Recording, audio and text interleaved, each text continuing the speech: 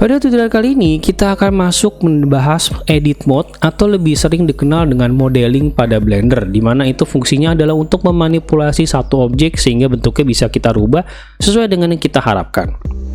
Untuk masuk ke edit mode sebenarnya kalian tinggal mengganti objek mode yang di sini menjadi edit, yang nantinya dia akan ada tampilan menambah toolbarnya ini, yaitu toolbar-toolbar yang memang digunakan untuk melengkapi edit mode.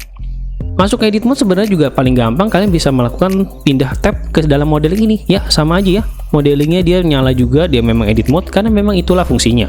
Pada layout sebenarnya fungsinya adalah lebih kepada kita menempatkan objek-objeknya mau diposisikan di mana. Jadi sesuai namanya layouting. Dan kalau pada modeling berarti kita fokus kepada satu objek untuk kita manipulasi objeknya.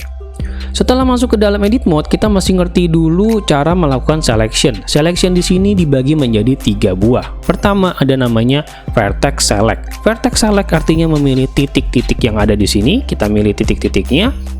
Sebelahnya itu ada edge select. Edge select itu kita memilih garis-garisnya. Tentunya berbeda bentuk, otomatis berbeda pula juga banyak dari edge dan vertexnya.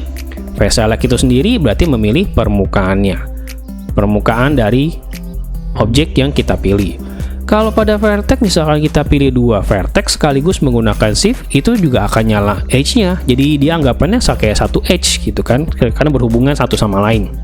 Lalu buat apa sih kita bisa punya vertex, edge sama face select itu tadi? Karena kita bisa gabungan itu dengan toolbar yang sudah kita pelajari, move, rotate, dan scale-nya. Misalkan kita merubah seperti ini, kita bisa merubah bentuknya.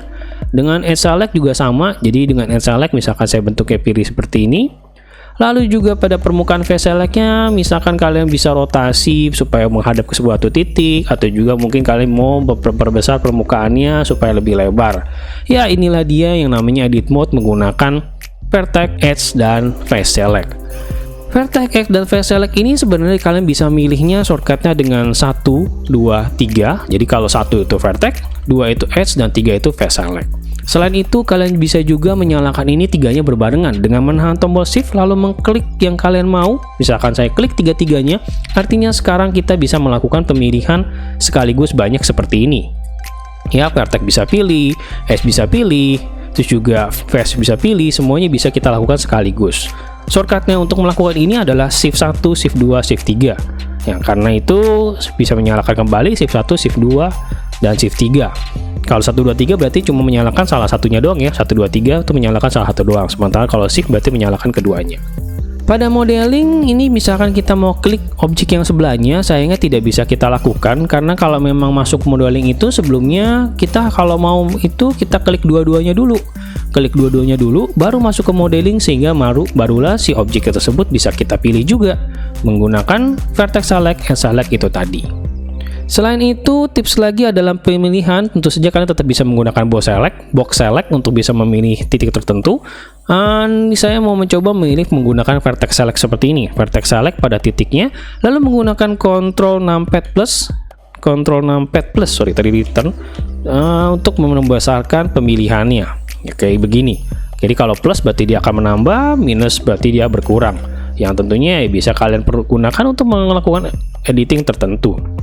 Lalu ada juga yang namanya loop select. Loop select itu menggunakan tombol alt ditahan, kita pilih kayak gini, jadi dia kayak kepilih satu ringnya, satu loop gitu, satu loopnya yang tentunya ya itu berguna kalau kalian mau pilih cepat daripada kalian pencet shift satu-satu kotaknya, tentunya akan lebih capek kayak gitu.